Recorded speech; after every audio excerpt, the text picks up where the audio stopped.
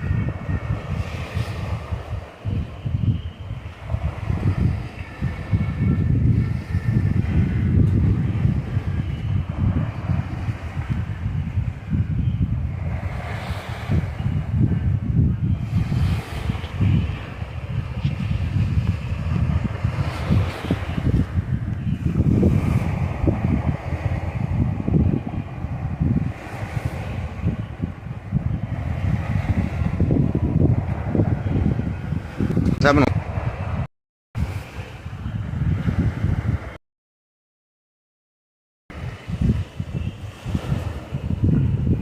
Can you hear me, Ricky?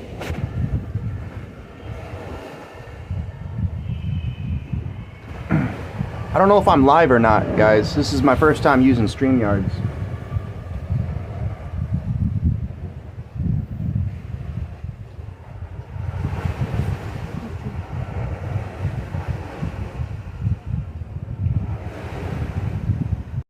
I'd like to get a code.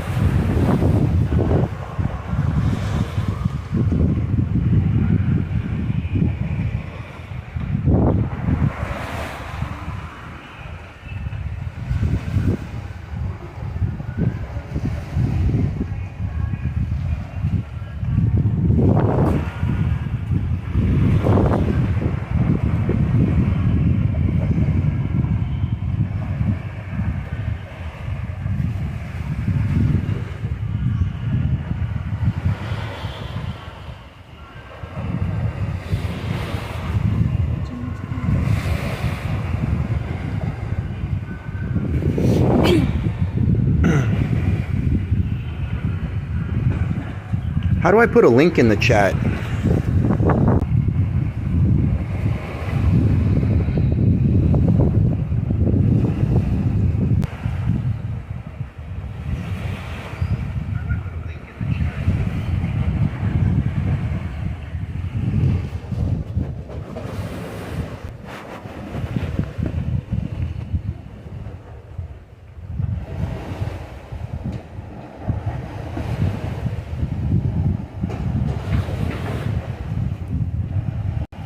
Yeah, gonna be here for a couple more weeks in Bohol, then heading back to Cebu.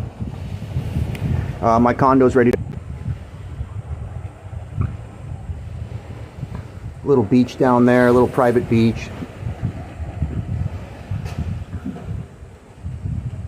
It's amazing all these hotels that have been built in Bohol in the past 5 years.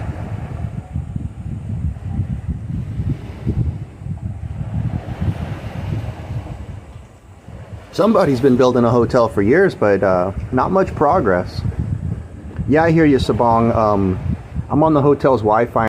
Good. So what do you guys want to discuss today? You guys want to talk about Barry Frank, probably. I know. Other options could be Bitcoin, cannabis, living in the Philippines, girls, life as an expat, budget, finance, whatever. I'd like to get my diving certificate, but I just don't see it happening in the near future. I'm going to be kind of living in Cebu City, and I could do it out in Mactan at some of those resorts, but I'd rather live at a resort on the beach getting my dive certificate. Seems a little more fun. I don't know, Jerry was trying to get me to do it, but we'll see. Yeah, crypto is a long-term play. I mean, it depends when you got in. I mean, most people claim to got in when it was $10 and they're billionaires now. They tend to be living in basements of their brother's house, but man, whatever they claim. I'm the proud owner of 4 Bitcoin. Bought 2 of them at $2,700. Bought another one at $64,000, and then it halved, and I bought another one at $32,000. So I've got 4 of them. Total investment of about $101,000. I hold them on Coinbase.com. And at one point, when I bought it at $64,000, I mean, it sounds silly now, but everybody on the news, you go to the bar, the bartender's talking about it. You know, your grandma's talking about it at Thanksgiving. Everybody was saying it's going to 250,000. So I bought my 3rd Bitcoin at 64,000, and 12 hours later it was at 68,000. And yeah, I did believe it was going to 100,000. And shortly thereafter, it started to crash. And when it halved at 32, I said, "Hey, let's get another one." So, and then when it was about 16,000. I said, if it goes down to 12,000, I'll buy 4 more, put another 48 grand into it, own 8 Bitcoin for a total cost of about 150,000. But it didn't drop to 12, it dropped to about 15, went up to about 30. I think it's somewhere around 27 or 28 right now. And I think there is institutional support at 27,000 for Bitcoin, because if you kind of read the tea leaves of the Coinbase IPO filing, any company that's going to file for an IPO has to list risks to their business model. And the number 1 risk they listed was Satoshi Nakamoto being found out and being a less than desirable person or a state intelligence agency. So they said that would crash the price of Bitcoin. But this was when Bitcoin was in the 40s or 50s when Coinbase went public. There was kind of in the IPO papers that they said that there was some of the investors that received some shares before they went public, like Goldman Sachs, PricewaterhouseCoopers, a few investment bankers. They said that they were kind of obligated to purchase Bitcoin from Coinbase to stabilize the price at 27,000.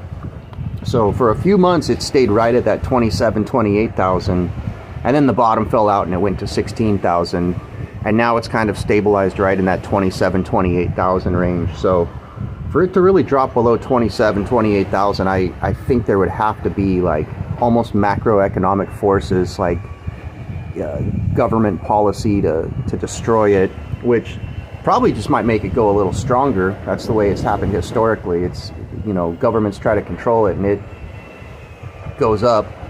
But any sort of political force outside of our control could see citizens of certain countries really putting their money into Bitcoin. Most of the places that are experiencing hyperinflation, like Greece, Turkey, Lebanon, Argentina, Venezuela, those citizens have adopted Bitcoin at a pretty high rate compared to the rest of the world. So I think the governments, especially the United States governments, have kind of become addicted to printing money. And I don't see that changing in the next couple years, especially with this administration, Biden regime. So they're going to keep printing a few more trillion.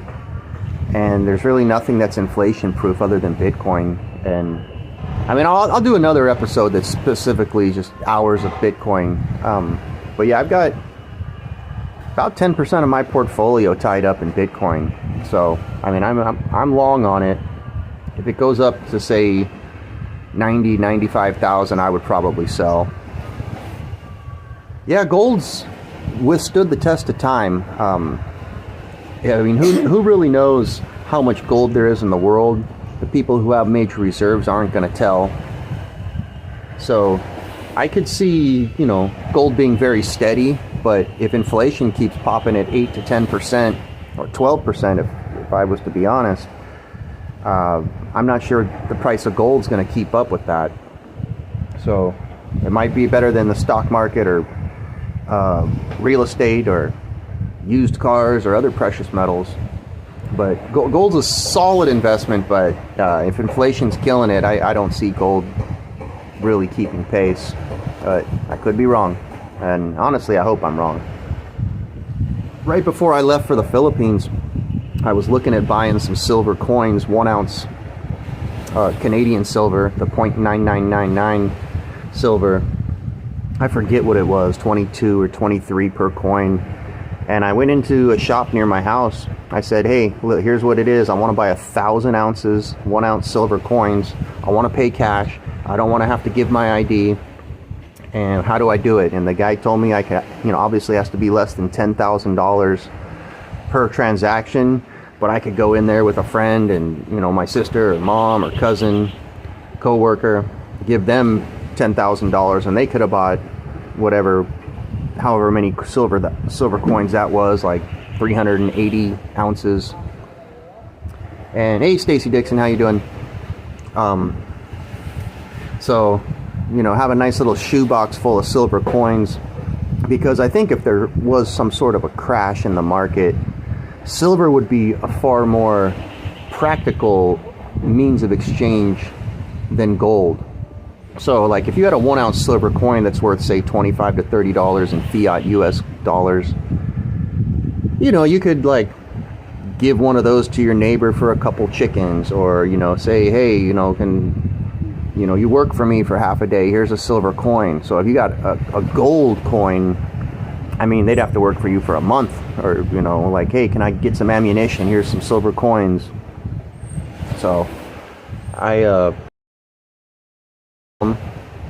cost about 25 grand US, and you never know. But my major fear on silver is there's some mines, silver mines in Central America where, I mean, they're finding tons of the stuff per day, and new mining techniques and methods and new lands that are being mined.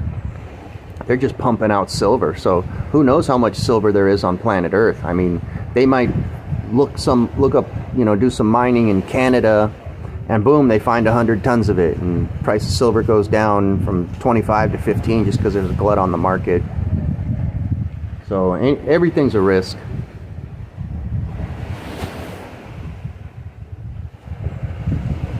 If anybody knows how I can put the link in the chat, I'd be totally happy to have someone else come on. I'm not like some YouTubers that can just talk for hours and hours and hours. Yeah, a little beach here in Bohol.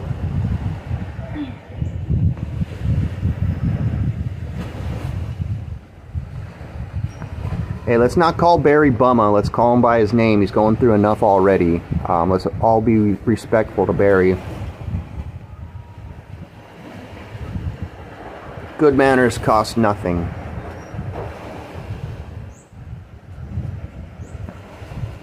So Stacy Dixon, I've actually watched your channel a little bit. I know you're a farmer down in Arkansas, I believe.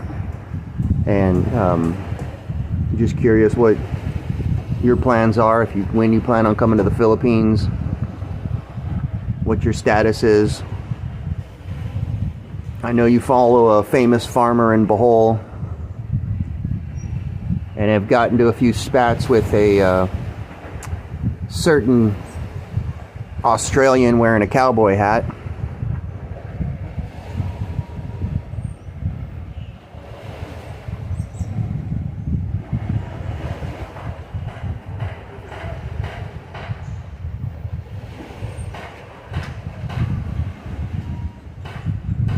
Yeah, I haven't watched it in a while. Like, before I came to the Philippines, I did watch more YouTube, but now that I'm here, I mean, I'm just like, honestly not watching that much YouTube, especially if it's sort of the drama channels. I guess you could say I've done a little more positive viewing and less viewing of YouTube. But I'll admit, yeah, I still watch the drama channels. Why not? But yeah, I haven't. I don't think I've watched your channel in a couple months, but I remember about a year ago I was watching you a little bit more. Honestly, some of this drama gets stale. There's not a lot of action in the community. I mean, if you look at tangible results of like what's actually happened with all the death threats and, you know, NBI kicking down your door and lawsuits and this, like, I mean, Frank spent $500,000 pesos and 1,000 pesos to pay it. Like, he'd be a free man right now. I mean, he really would be a free man. So it's really just lack of funds, which is kind of weird. It's like the only people who are making money are Philippine lawyers and government officials, because if Frank's got to spend a few 100,000 pesos to get Bama arrested, and then Bama can spend a few 100,000 pesos to be free, well, you're back to the status quo. And who got paid? Filipino lawyers and government officials. Is the audio okay?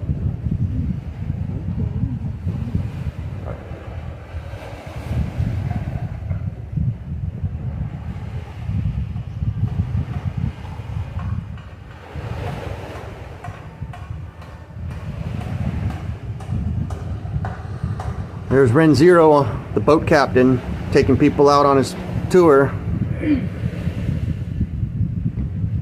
Yeah, I miss some of the old-time YouTubers like Ren Zero, Peter Vandiver, Focus Photo, Pinoy Troll,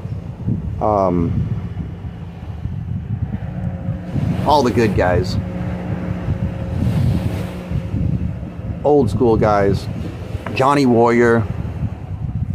Who else? Eric Stang.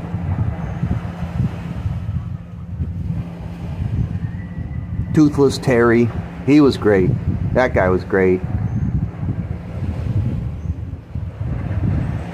I guess Toothless Terry's doing some preaching now, kind of Vandiver style. He's back preaching. Hey, he got scammed hard by a Filipina. Brought a young one over here, and she was booming everybody in the trailer park. Got a job at a supermarket, started banging the manager. Hey Mike Ross, how you doing? Yeah, I've been like, so the last 9 years, or 10, from 2013 to middle of 2022, I was working in the cannabis industry in the United States, and I put in some heavy hours. And the last few years, probably 2016 to 2020, I kind of had a lot of downtime while I was at work. I was working 70, 80 hours a week at work on duty, but I wasn't busy at work. I was monitoring cameras for our dispensary, monitoring inventory software, and kind of like parameters of the grow operation. It was pretty automated, so it was just kind of like checking up on this, making sure this was working, checking up on this.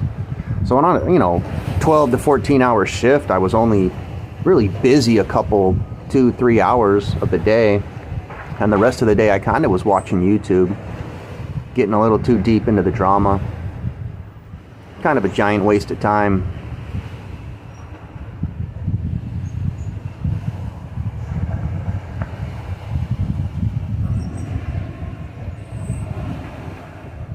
But yeah, I mean, I'm here now. I mean, this is what we all dream about, just kicking back on the beach all afternoon. Like today, for example, I woke up about 7, spent a little quality time with my girlfriend. About 8 o'clock, we went down to the Mercado, bought some fish and pork and fruits and vegetables, came back, cooked a little breakfast.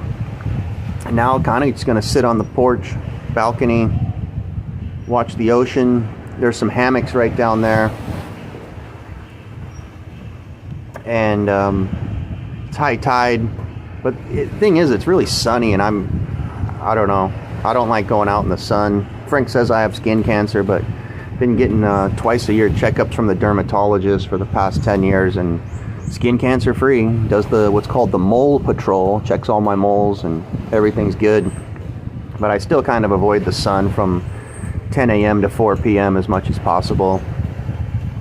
But yeah, just gonna relax. I've got a friend, and actually my girlfriend has a friend, and she is dating an American guy from Colorado, and we hung out in Panglao last week together. He's a good guy, and so they're actually going to stay at this resort for a few days too, and we're, it's just hanging out. Like, definitely not bored. There's things to do. There's caves, there's little treks, and motorcycle rides and all that stuff.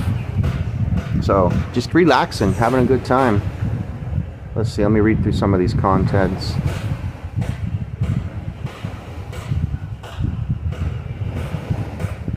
Yeah, Stacy Dixon, one of our cultivators actually just bought land in Arkansas and Kentucky, and he's going to be growing hemp.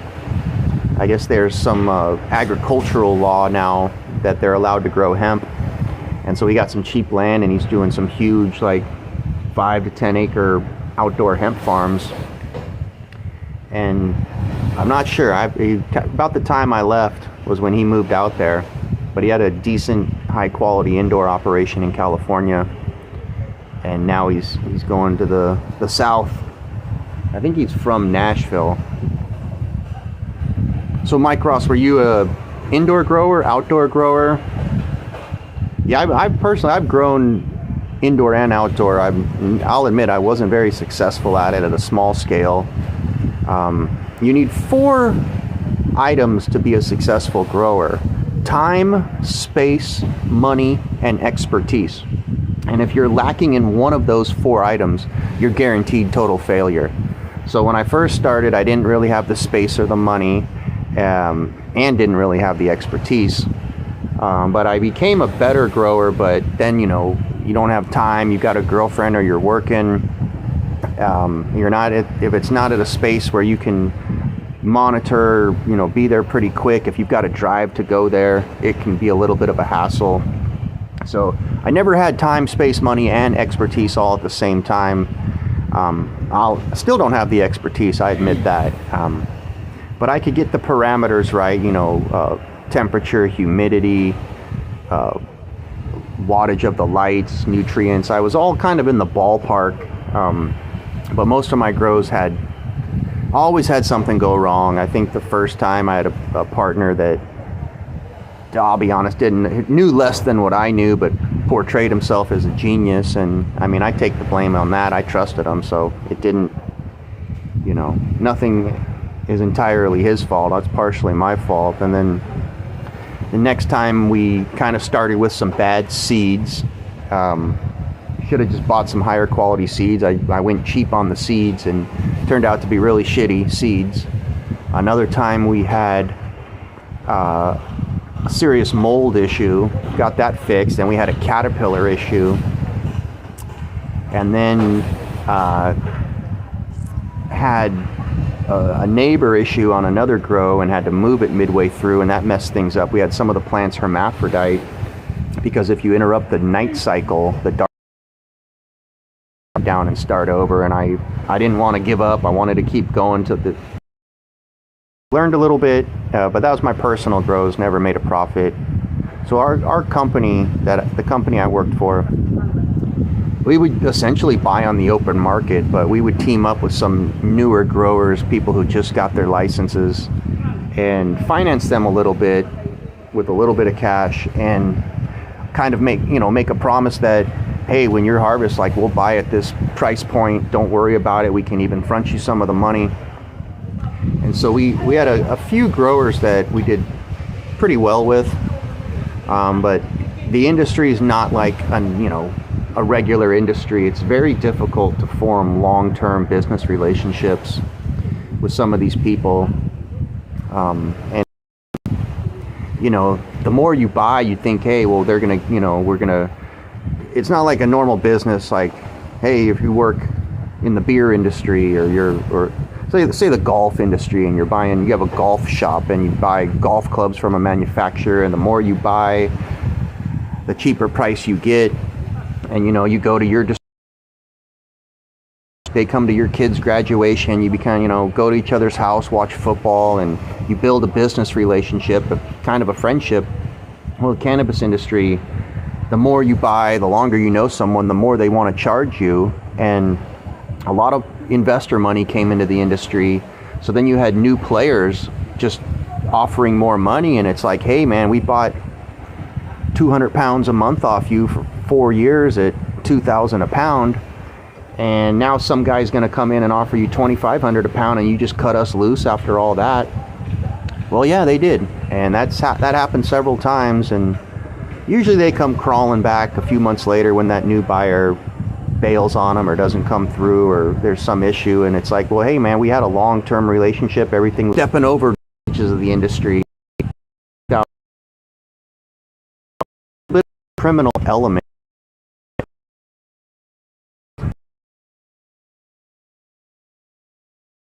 Armenia, the Russian, involved with those people, but if those are the only players in the game, I mean, you got to play ball with them at some point.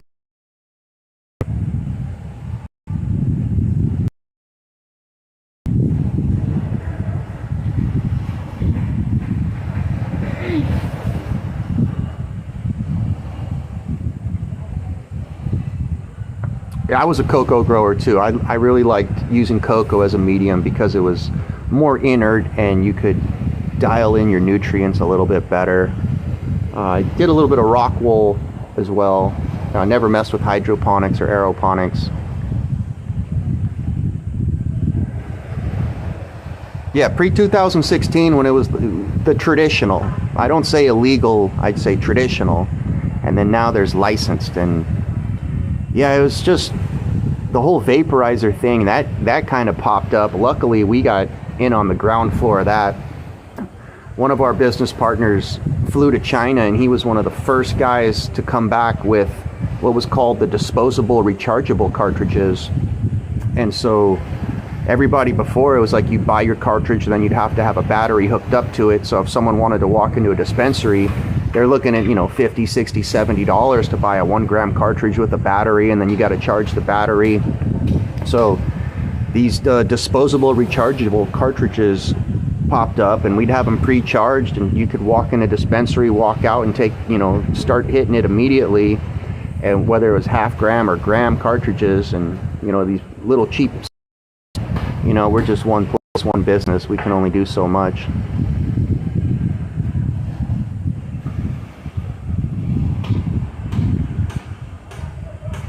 Yeah, one of my good friends, I actually worked at a bar with him pre-2010, 2011. He was one of the bartenders at the bar. He, obviously he smoked weed back then, and he was kind of one of the early guys to extract the cannabis and turn it into an oil.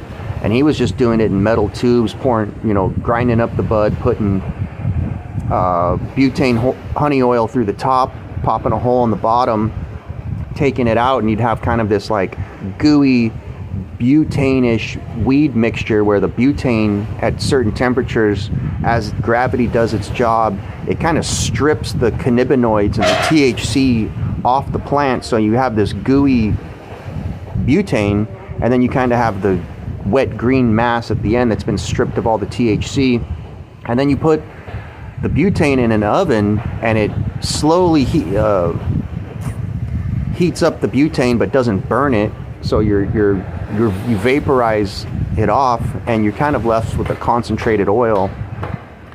And then you mix that with, I want to say isopropyl. I wasn't exactly familiar with the manufacturing. There's some equipment on it, and you put that in a cartridge in an atomizer, and it basically turns into a vapor.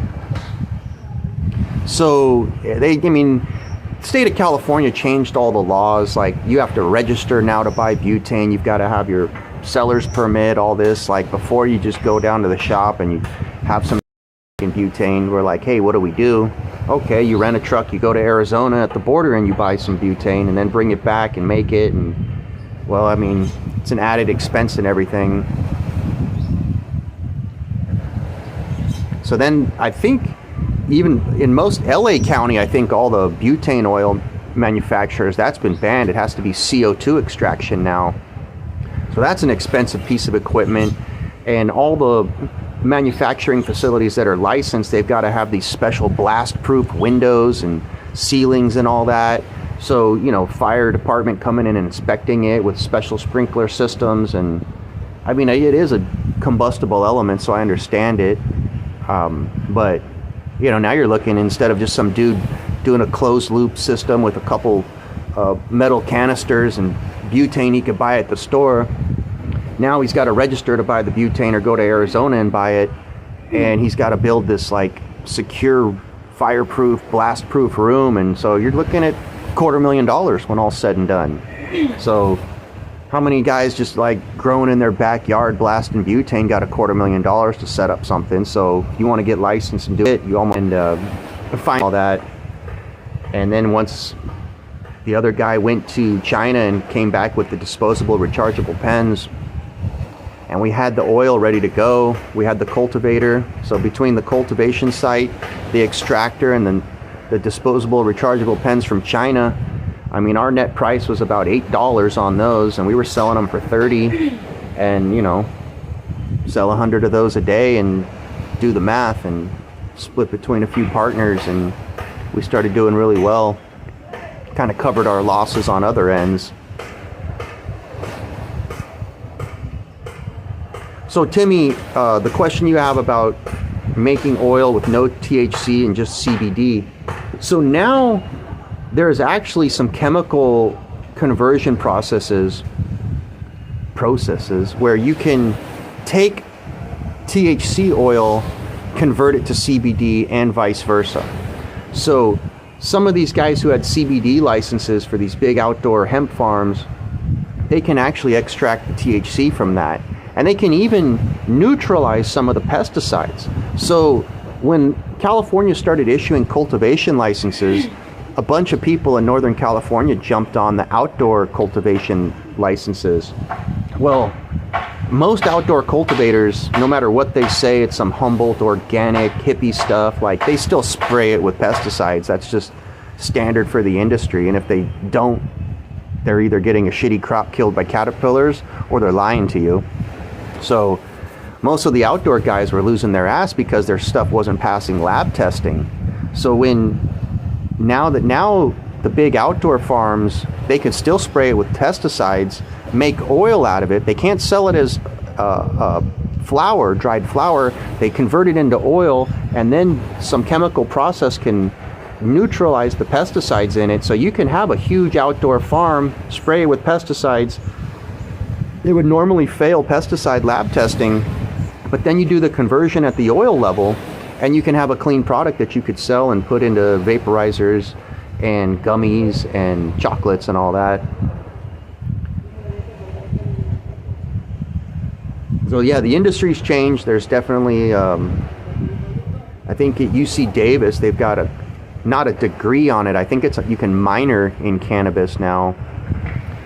There's business schools that are offering classes on it, how to get in the industry. So you're going to have a whole new group of people who are a little more sophisticated and knowledgeable about it. And I think it's probably the most studied plant out there. I mean, think of like how many young kids are like, oh, hey, I want to be an avocado grower, and read books on growing avocados and laboratories studying how to make avocado oil. It's cannabis is where it's at. Your experience, or if not, no big deal.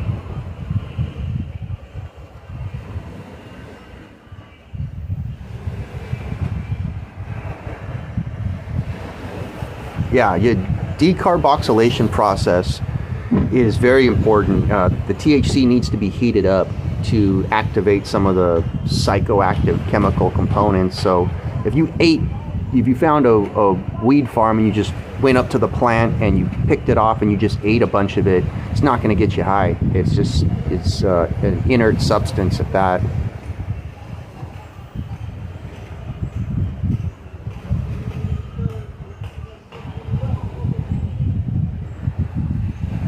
Yeah, I don't really know about anything in Cebu. I've had a couple people offer it to me. Once, you know, we got to know me and knew I was in the industry, and there's been a couple people fairly brazen, like right there at Ayala, where they'll just like take it out of their pocket and show it to me, and I'm like, hey man, haven't touched it once. I actually, for personal years, I was in California, because at some point, like, if you have unlimited free marijuana, which I did, I mean, you can kind of build up a habit, and I was probably puffing $50 a day, if I was, maybe $60 a day if I was to buy at retail prices at dispensaries. But I mean, getting close to a $2,000 a month habit, 100,000 pesos. Luckily it was, you know, completely free for me. I didn't have to spend a penny, and actually, like, it was part of my job title to do product testing. So I definitely was using a little too much, and I felt like my brain was slowing down a little bit. Like, I mean, anybody here years ago had seen me play Jeopardy, you would have immediately said what everybody else who's seen me play Jeopardy say, which is, Revis, you need to be on Jeopardy. You need to go on Jeopardy. I always felt like I was quicker and better at trivia than him.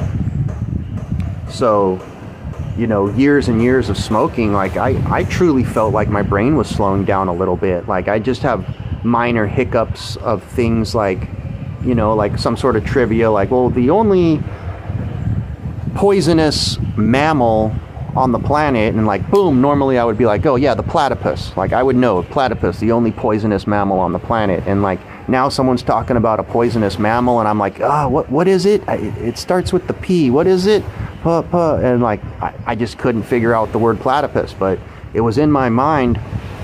And then other little minor things, like, I'd be in my room and be like, hey, I got to defrost the shrimp for tonight.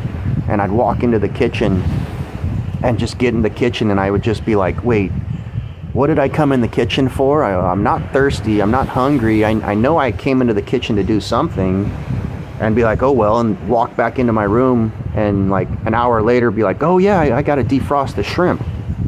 So I just started having these little brain farts. And then finally the last thing that happened was, this is actually fairly embarrassing to admit, but I put my clothes in the dryer before the washer, and like, it didn't, like, I put them in the dryer, turned it on, and like, when it was done, I was like, all right, now I got to put my clothes in the dryer. And I was like, wait, I already put them in the dryer. I was supposed to put them in the washer first. So just all that THC on my brain was just like taking its effect, and I needed to get a little more clear-headed. And so I came out to the Philippines. Like, I could have gone to Thailand, could have gone anywhere in the world, could have stayed in America.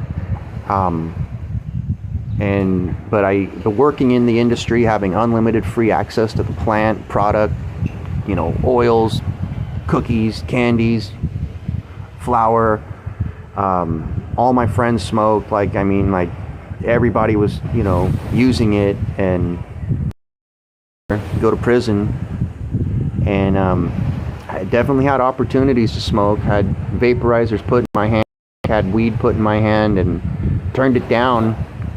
And I also wanted to have kids out here, and in the process of doing that right now. And you know, if you've got a bunch of THC in your system, it lowers the flagellation of the sperm. So I didn't want to be infertile. So came out here, and you know, totally clean now, could pass a drug test even. Haven't smoked a cigarette, have a cigar, haven't hit a hookah, haven't hit a vaporizer, ain't nothing. Next week will be 1 year. And got a buddy in Thailand, a business partner that retired out there doing some consulting too, and he keeps telling me to come out, he can get me on board. But we haven't really talked salary level, and I'm pretty happy here in the Philippines, so I don't see myself going to Thailand. But if eventually it does go legal in the Philippines, I'm sure I could get in some sort of consulting role. I wouldn't want to be more on the operation level, like managing employees and, you know, overseeing cultivation software. dispatching delivery drivers and transporters and monitoring cameras for theft from bud tenders. Like, get too deep in the weeds, if you know what I mean. No pun intended. I'd rather just kind of monitor the industry and invest in companies. Okay, so it looks like people want to talk about Frankenberry, so let's do it. Let me read through some of these comments. Hey Ricky, welcome back. Timmy, how you doing?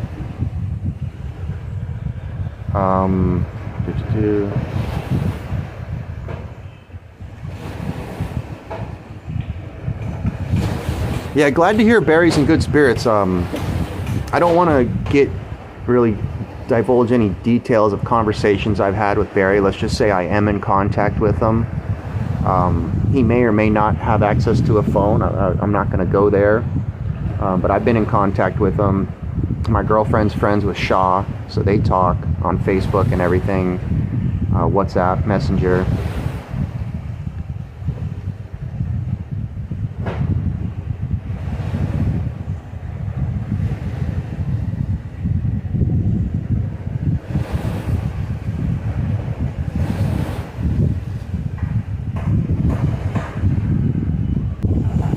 They're building a school next door, a Bible school.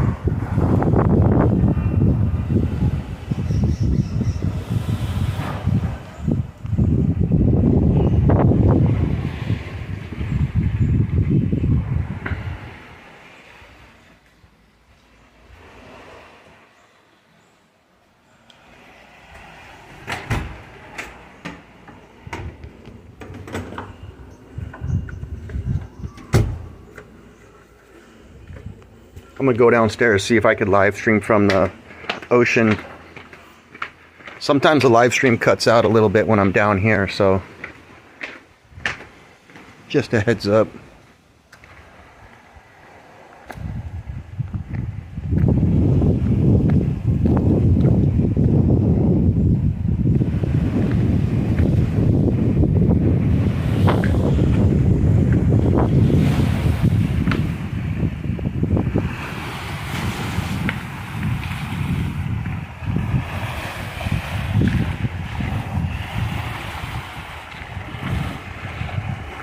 I do have a property in Long Beach, California that I bought in 2008 with my ex-fiance, and it'll be paid off in 2028.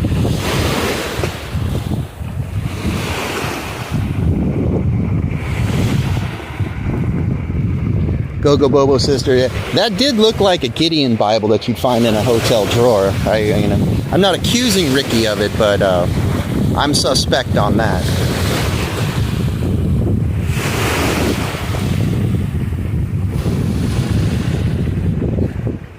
Which hammock should I lay in? This one, that one, or that one? Tough decisions I gotta make in life. There's some swings here.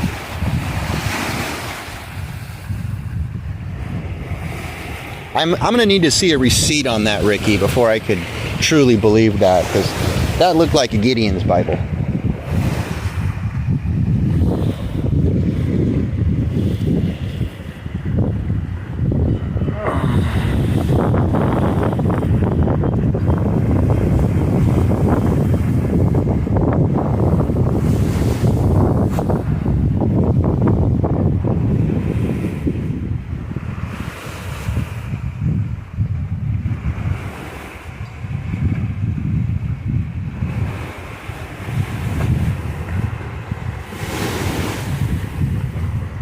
Yeah, I mean, I'm cool with Barry. I like Barry. When Barry and I hung out, we actually have ran into a couple people that knew him.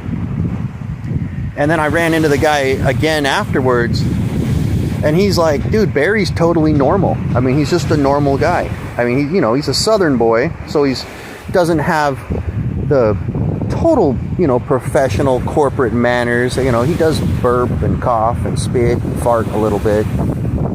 But don't we all? I mean, it's all part of the game. But Barry's a normal guy. You could sit with Barry, have a beer with him, and you wouldn't be like, this guy's psychotic, or this guy's got some mental illness, or this guy's got issues, or he's crazy. Guys like Frank and Fazio, I don't think you could do that. I think after 30 seconds of talking to him, any normal person would be like, hey, this guy's got major issues. But Barry's a normal guy. He's on a tight budget. And when you're on a $580 a month budget in the Philippines, I mean, you kind of got to find a way to come up with another $300 or $400. You know, beg, borrow, steal, YouTube AdSense, Super Chat, one way or another.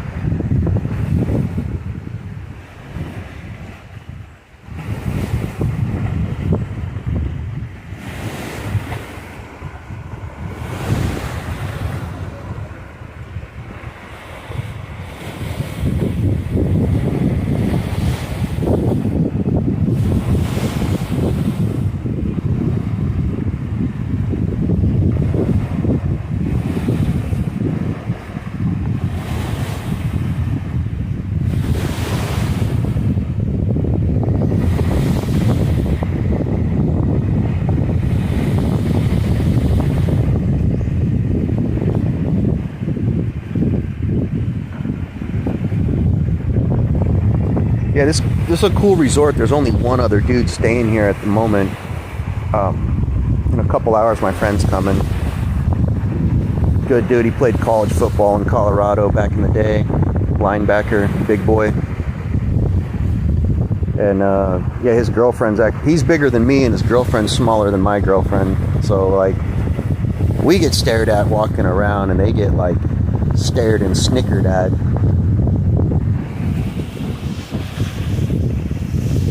ACW, how you doing? I've seen you around for a while. Really appreciate your support. Or Barry really appreciates it. Yeah, I don't ban or block people. I don't censor people. This is a free speech forum. Not like other people who would just start banning people left and right. I mean, anybody's free to say what they want to say on here.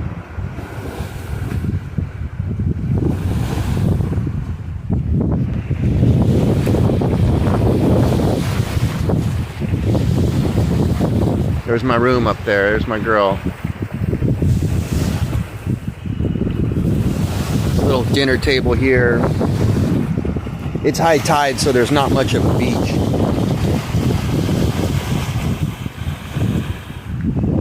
But yeah, these swings are fun to swing on. Hammocks, you know, laying in the hammock.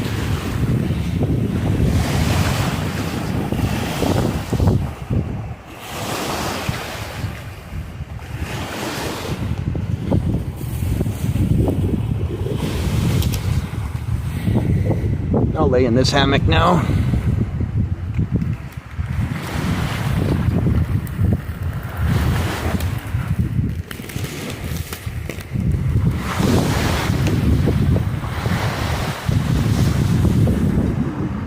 I'm at an undisclosed location in Bohol.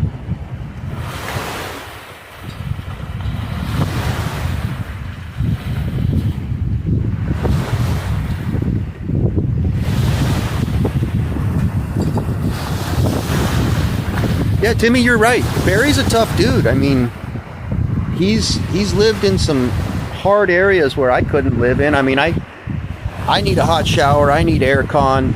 I'm in a fan room right now, which is the first time in a year that I haven't been in an air-conditioned room. Like, luckily, it's pretty open and it's on the beach, so I don't truly need air conditioning. But Barry doesn't need air conditioning. Smithy, yeah, you're probably right. I do think Bama's getting deported. It's probable, but not guaranteed. Once it went viral in the Manila Bulletin and a couple websites and on Facebook, that's kind of how things get happening. The BI commissioners commented on the case. So I don't see Barry getting through this. I don't think he'll get permanently blacklisted. I'll disagree with that, Mike. I do not believe he will be permanently blacklisted. Whether or not he comes back in the Philippines is kind of on his end. A couple days before he got picked up, he actually messaged me, said that he is going back to the U.S. And I was like, wait, he's like, I'm going home. I'm like, what do you mean? Like going back to Karkar or going to Moal Boal? What do you mean going home? He goes, no, going back to Alabama.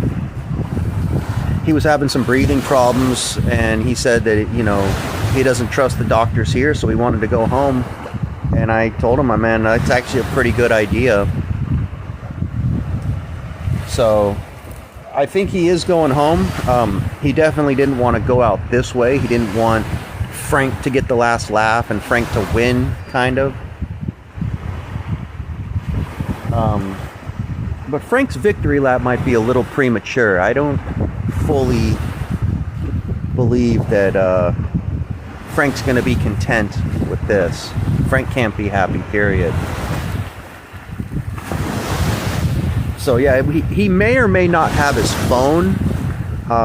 Probably not going to be doing live streams. That I can almost guarantee.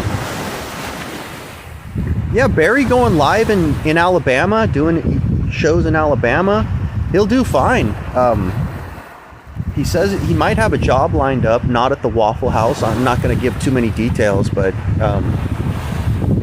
hey, I mean, he can go back to America, get a little healthier, save up $10,000-$20,000, avail of some government services like an Obama phone or you know, EBT card, food stamps, housing, and save some money, pay off his fees.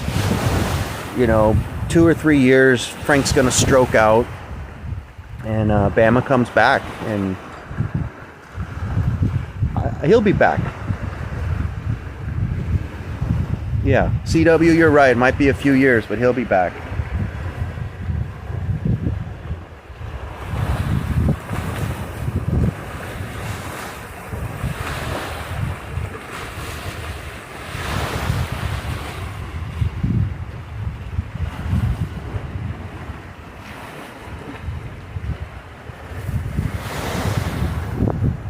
Just laying in a hammock on the beach in Bohol.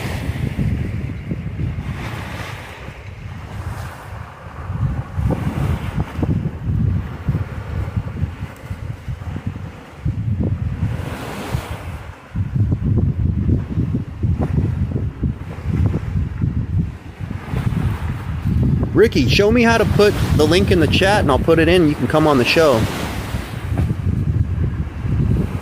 Mike Ross, if you want to come on, talk about growing, or just tell me what sort of nutrients and soil mixture you used.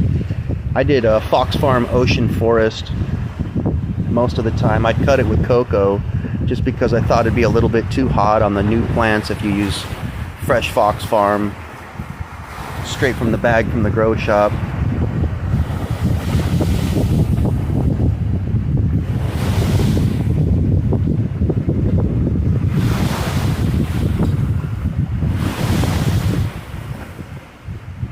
Smithy, hate's a strong word. I don't really hate anybody. And how could you hate someone that you've never met who's really done nothing wrong to you?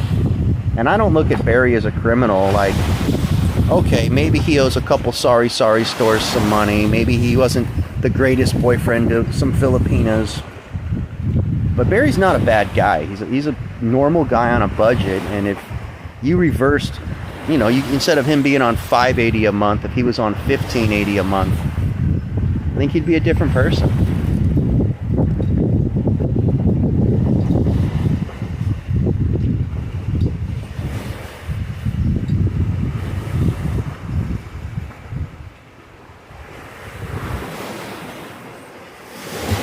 Yeah, Cocoa Coir with Heavy 19 was one of my main mixtures. I do probably 1/3 Fox Farms, 2/3 cocoa, and Heavy 19 was my nutrient. Heavy 19 was a little expensive, but I actually, one of the workers at their manufacturing plant, which is in the city of Signal Hill, right next to Long Beach, he was one of our customers. And so we toured the facility, and like they were legit. Like they'd get, you know, pallets of oyster shells delivered to them. Grind up the oyster shells right there, put it in. I liked them because they would sell glacial rock dust. It was the most expensive nutrient you could buy at the grocery store, was glacial rock dust. And they hooked our cultivator up with some of it, and so we kicked them down a little bit of product at a discount.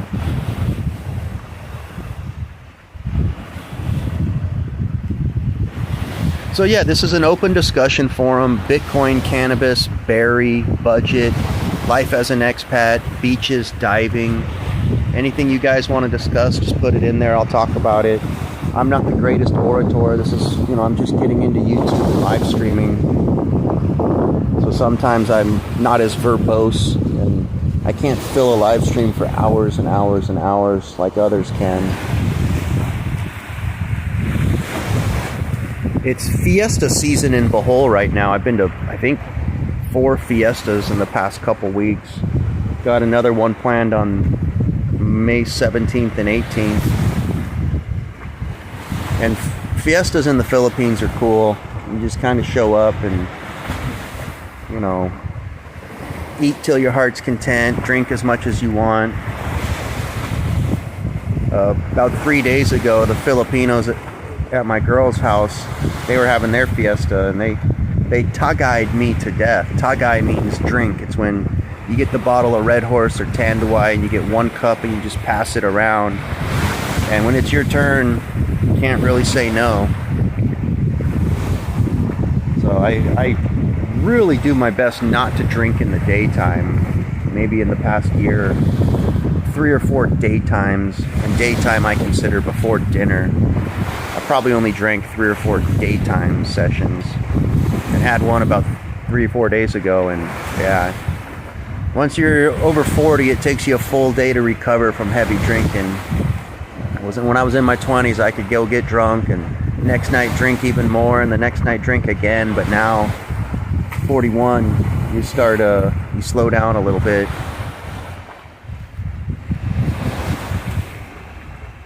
And I try to only drink after dinner.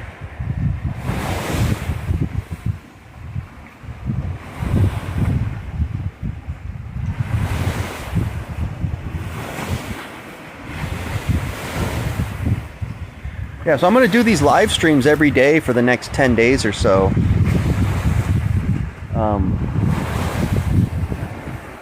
Anything you guys want to talk about, I will find out how to put that link in the chat. I'd really appreciate having a co-host on, whether it's Ricky Drama or Jerry the Fairy, or even some of my haters. You're welcome on here, because I don't hate you. I promise you that. I don't hate you. No, I'm 41.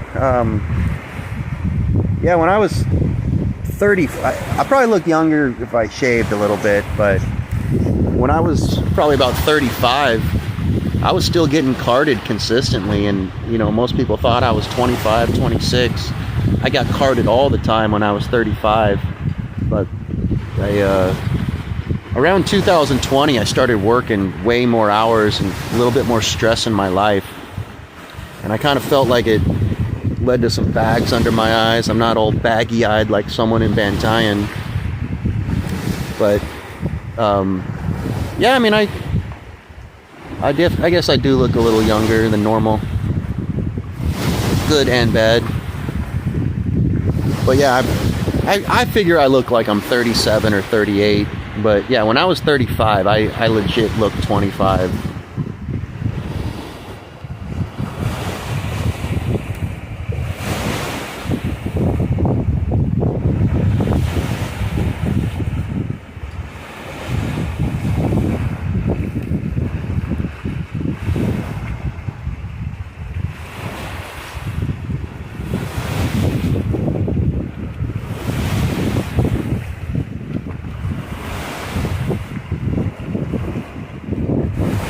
Yeah, this is a 6-room resort, and there's just one French guy and his French wife staying here, and then I'm here with my girl, and it's pretty decent size. They've got a kitchen. I always try to look for a place with a kitchen. My girl loves to cook. She's a pretty good cook. Helps us stay on budget, and Yeah, if she doesn't wake up in the morning and start to cook rice, it messes up her whole day. It's like some people, got to wake up in the morning, have that cigarette, have coffee. She's got to wake up in the morning and cook rice. And we've stayed at hotels that didn't have a kitchen, and like I could see it sort of disrupts her whole day, and like she's not herself. Yeah, Mike Ross, you were right. I kind of had I'm not going to tell you how much is in my bank, but I knew like I needed to reach a certain number to live a certain lifestyle, and my plan was to do it at like 39, come over here at 39. It took a little longer. I actually was planning on coming over here January 2020, put in my 2-week notice at work. Owner begged me to stay. I told him, okay, I'll stay 6 months longer. And, we all know what happened early 2020. COVID, Philippines got shut down. And so I ended up working, got a significant raise, made a lot of money, but put in the hours. Not really complaining. But probably not going to work again. Financially, I don't really need to with property I've got in America and my bank account here. And, you can live an amazing lifestyle for less than $3,000 a month in the Philippines. So I'm pretty much set. Mix, hell nah, I'm not sure who you guys are, but welcome to the show.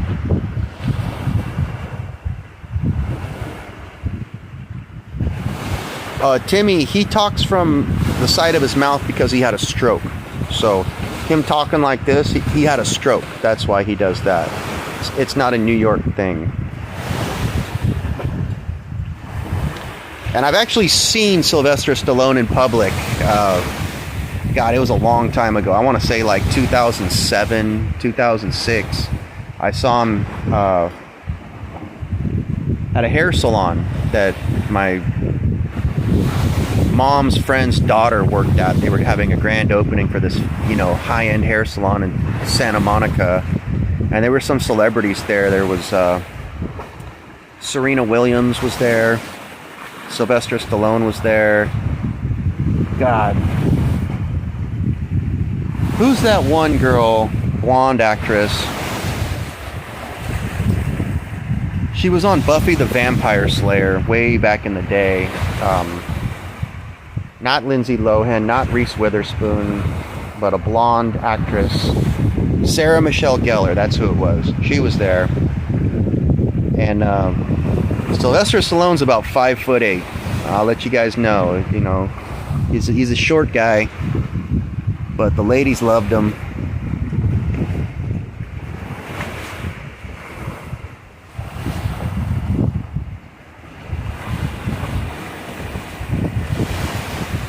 Serena Williams had a big old booty, I'll tell you that. Massive, massive thighs on that woman.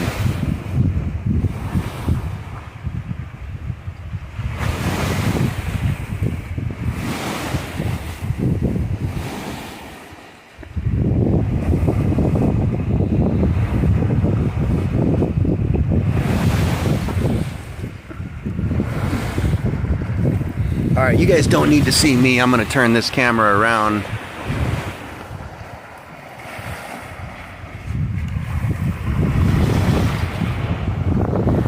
Live stream might cut out. I'm going to try to go into the water.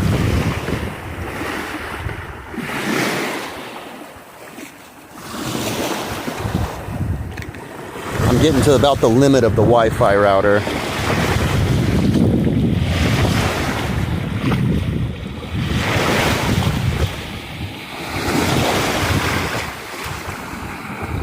Hey Jerry, how you doing?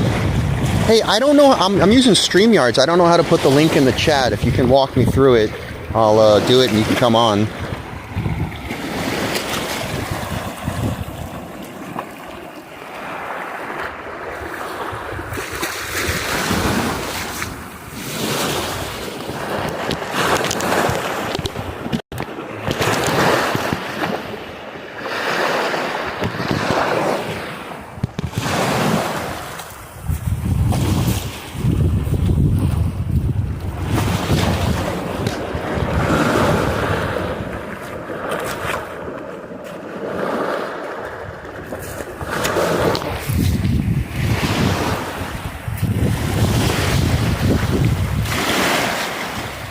Hey, Big E in the house. How you doing, brother?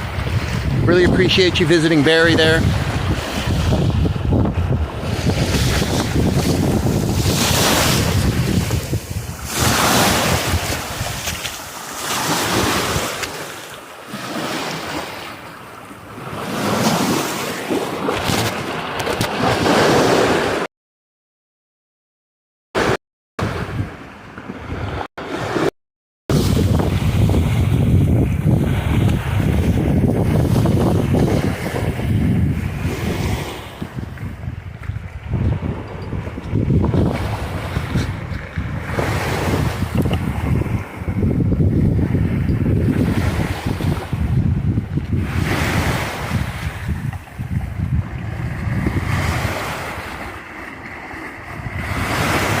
I'm going through the chat a little bit here, guys. I'm not going to comment on Michelle Obama. I mean Big Mike. She's known as Big Mike in certain circles. Timmy. Come on, Timmy, don't go there.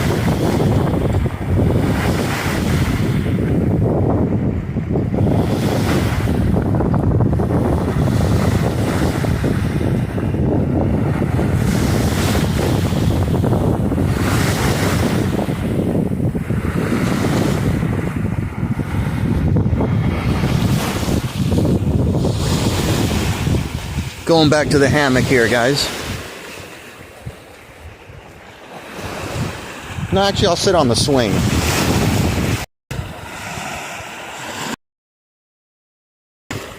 I'm near Panglao. I'm at an undisclosed location on a beach in Bohol.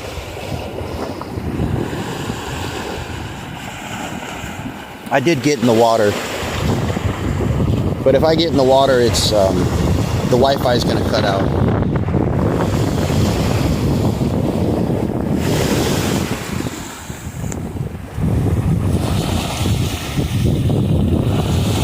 We got Ren Zero out on his boat out there.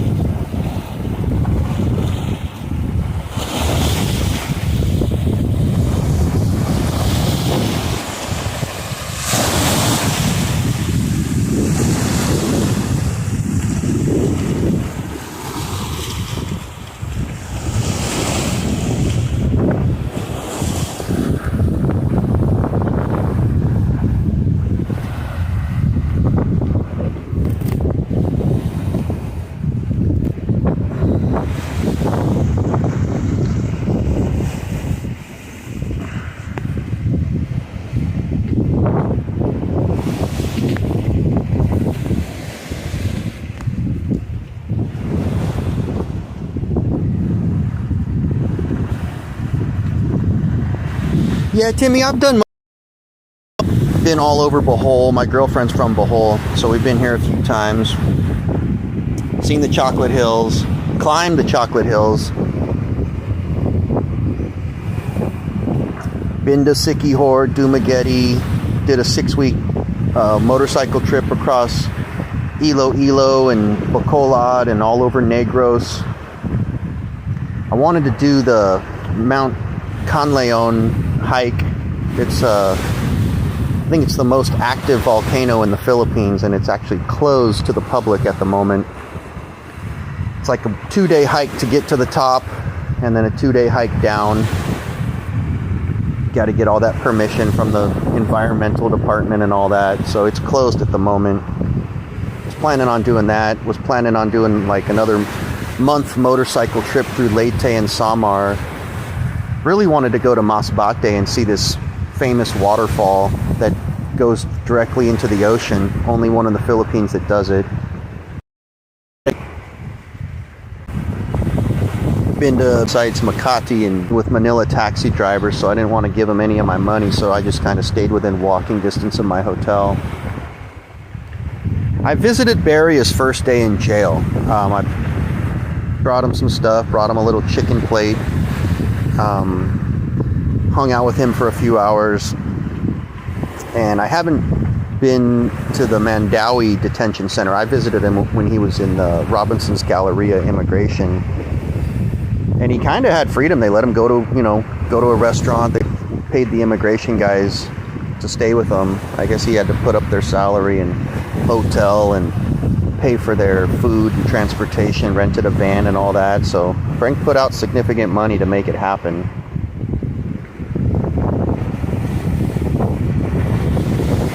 Yeah, Jerry, Grab is actually more expensive than taxis. It's not like in Cebu where it's cheaper. Grab is more expensive in Manila. That's if the Manila taxi driver uses the meter, which out of about the 20 that I tried, only maybe 2 of them would use the meter. So if the Manila taxi drivers use the meter, the taxis are cheaper than Grab. But they don't use the meter, so Grab might be cheaper. But there's taxi drivers everywhere, and a lot of the taxi drivers are Grab drivers. They're not private vehicle drivers. It's just they've got, they're running their taxi and they've got the Grab as mix. So when I went to Bantayan, he wasn't home, but he was peeking out from behind the curtains, and then Gilda came out first, kids came out, and then Frank came out. He kind of came out, not like a bat out of hell, but he came out and we talked. He invited me in. He did have to unplug the refrigerator to run the air conditioning unit, and the lights didn't work, so he had to use the emergency light. I guess they were having some electrical problems, which pissed him off because he had gone to S&R and bought some frozen food, and then he had to cook it all. And he, invited me over for dinner because they couldn't put the food in the freezer. They had to cook it because, having those electrical issues. And I came back the next day, hung out. Well, that's the day when we did the interview outside. Immediately, he offered me some mosquito repellent. Now, here comes some snorkelers. I think this is the French couple.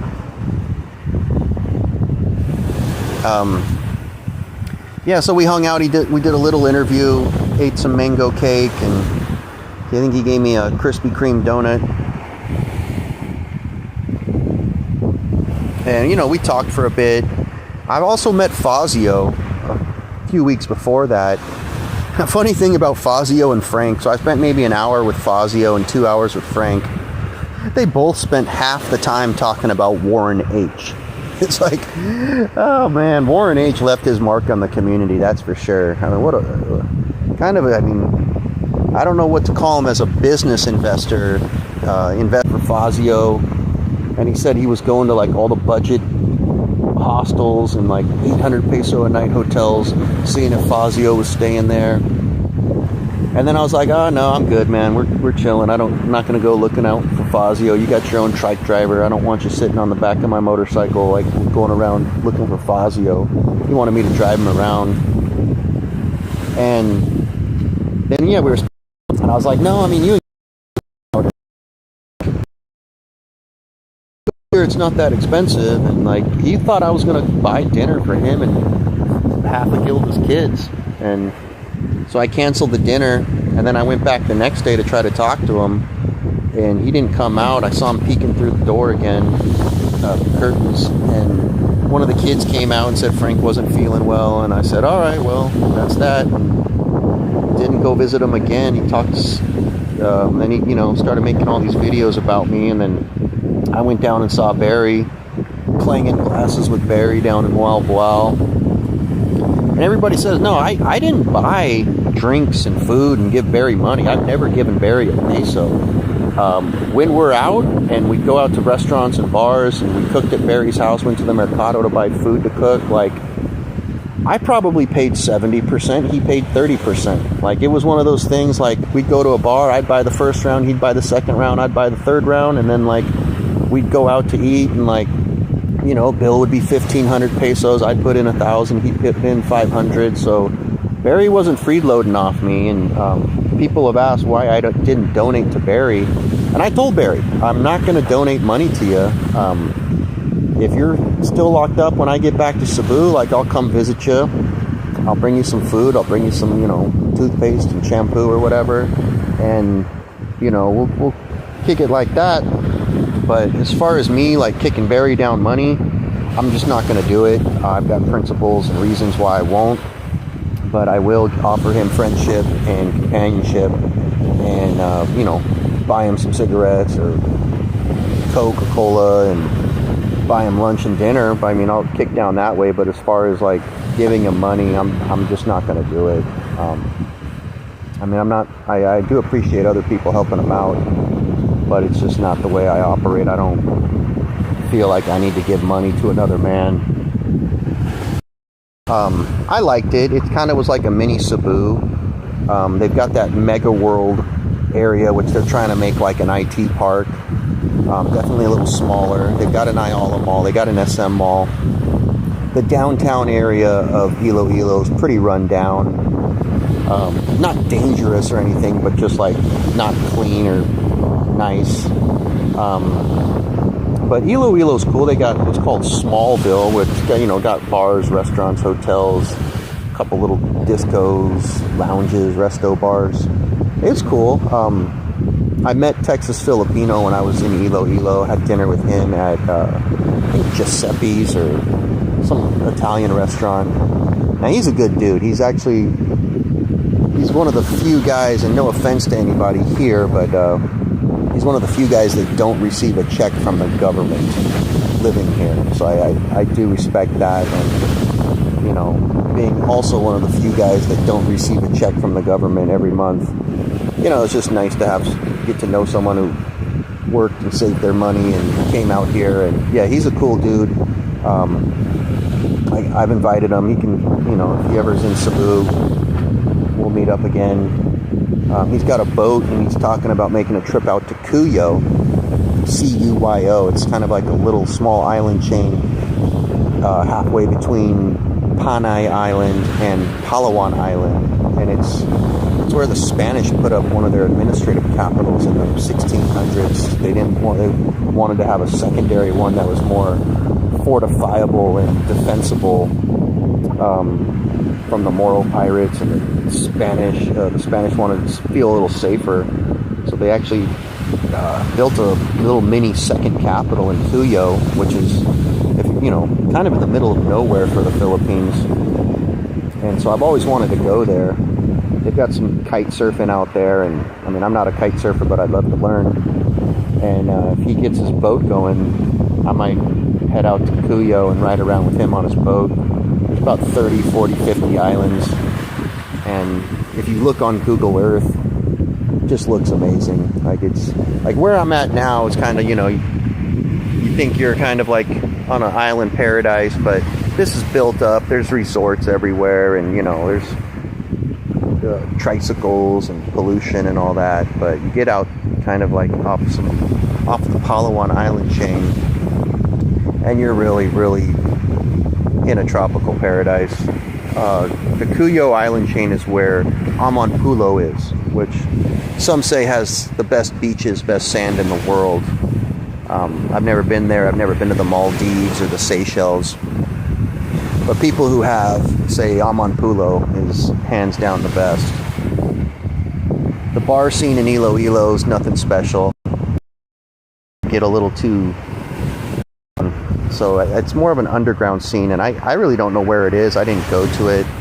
I kind of just did like touristy stuff. There's probably more museums in Iloilo than there are in Cebu. Iloilo's cool. There's some new subdivisions going up. You got Guimaras Island just right, 20-minute boat ride away. I went there. A bridge built from Iloilo to Bacolod, and Bacolod's a cool city. Excellent restaurants in Bacolod, I might add. Let's see, let me read through some of these comments. Yeah, Warren H. I don't know if Warren H. was a troll or if he was just really lonely. But yeah, whatever he was an idiot for investing with Fazio. Like, gave Fazio 1 million pesos over a couple years, enabled him, financed him, and Fazio treated him terribly. I think Warren H. was just a guy that was very lonely, didn't have any friends, didn't know how to say no to Fazio, and Fazio just manipulated him. And yeah, I mean, a guy who's going to invest 20,000 Australian dollars into Fazio's hotel, I don't really know what to say about that guy other than he may not be the smartest investor.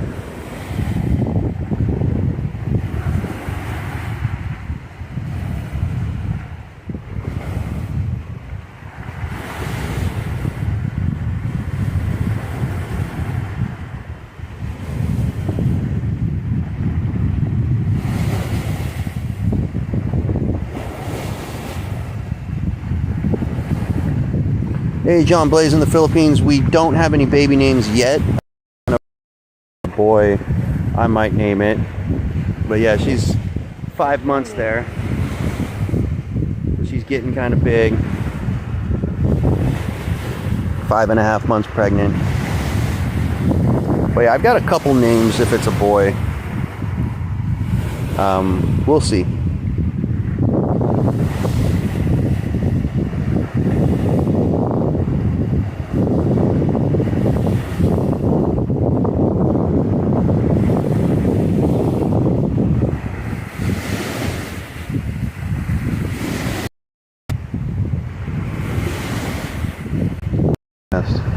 Stop trashing Warren. He may be making history here. We have Ricky Drama and Fazio in a live stream chat room together. I'm not sure they have any interactions besides Fazio curling up in the fetal position and screaming for his neighbor to call the police. And I mean, that was good, Fazio. You definitely proved you are an alpha male. I mean, don't all alpha males curl up in the fetal position and scream for the police when they're attacked? Or do alpha males fight back? I'm not sure. Maybe I'll let you answer that one, Fazio.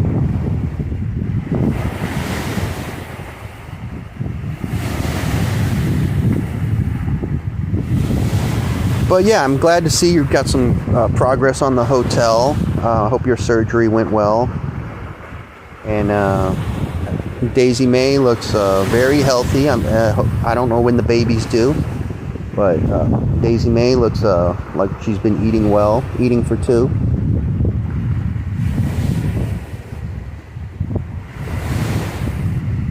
So we got Fazio and Ricky Drama in the chat. For those that don't know, Fazio got the shit slapped out of him by Ricky Drama. Fazio was talking trash about Ricky's girlfriend. He told Ricky that he would never go to his hotel and confront him, and Ricky did exactly that. Walked right up to him, slapped the shit out of him, and Fazio curled up in the fetal position and screamed for the police.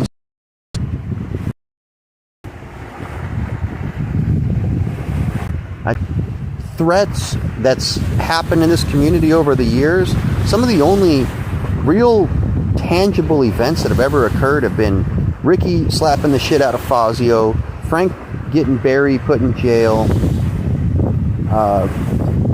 me visiting Frank, Fazio, Barry,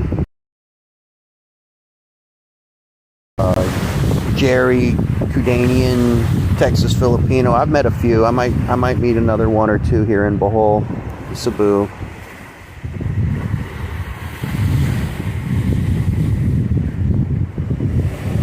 Yeah, Fazio, you need to pay Ricky Drama. You said you'd pay him if he showed up. He showed up, slapped the shit out of you.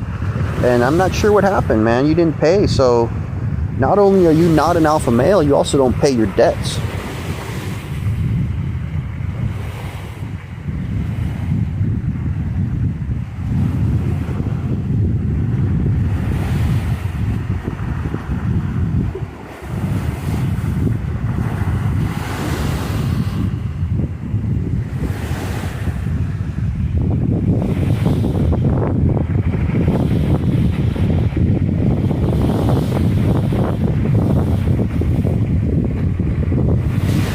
You pay.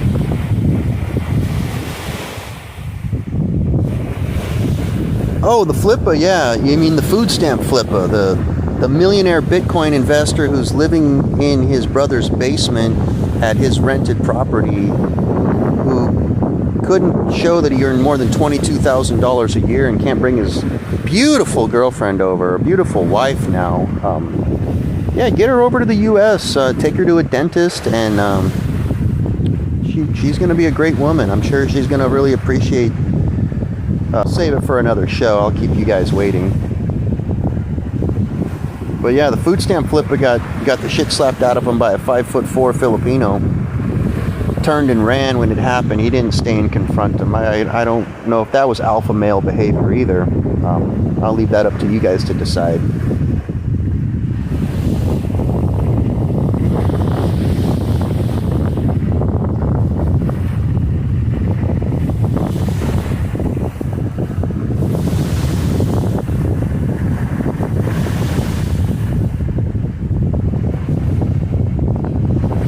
My glove, why would she leave him? I mean, just because he can't make more than $22,000 a year, and he's 40 years old, lived at his parents, and now he lives in his brother's basement, helping with his brother's property.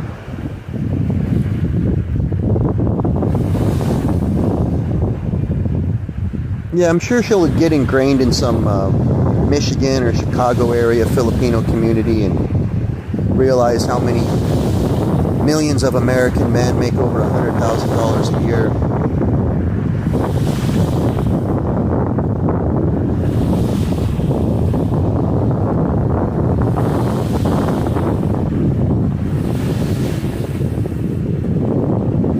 Happy to hear that, Ricky Rama. That's good that you guys got the passport and get that settled. It's one less thing. I mean, I'm not optimistic. I do believe that he's getting deported, but I would love to be proven wrong. That'd be something I would gladly play the pro on. But yeah, once it went semi-viral, changed their mind. I think it's pay off his visa fees. But then, who knows what other fees need to be paid. I'm not sure. It's happened. I mean, he wanted to do it on his own terms, go back, get his issues taken care of, and then come back. But unfortunately, Frank kind of pressed the issue, put a couple 100,000 pesos, got his lawyer involved, and we're here now.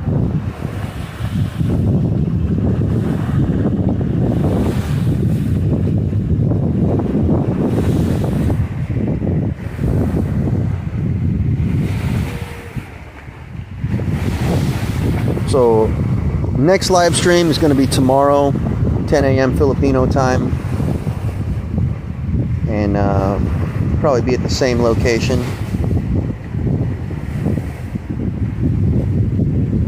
I don't want to talk too much about Barry and Frank just because there's enough channels that have spent many hours talking about it. But I will answer a few questions regarding it, and I can.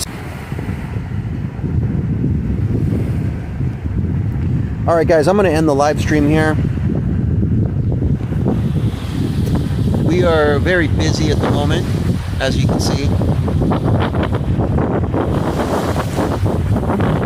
So see you guys later, and see you tomorrow.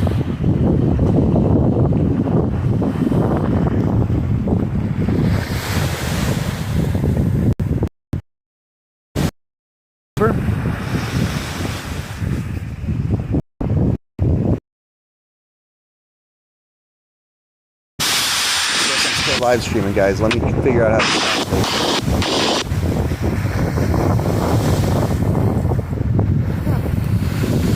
Press and stop.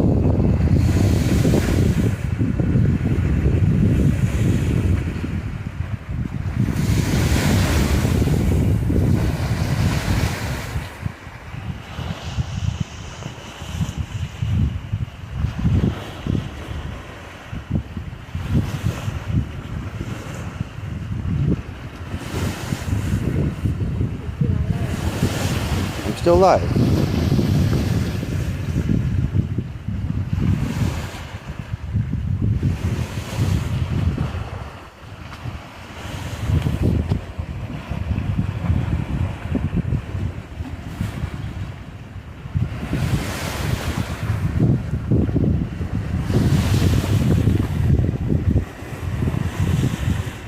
Still live? What the hell?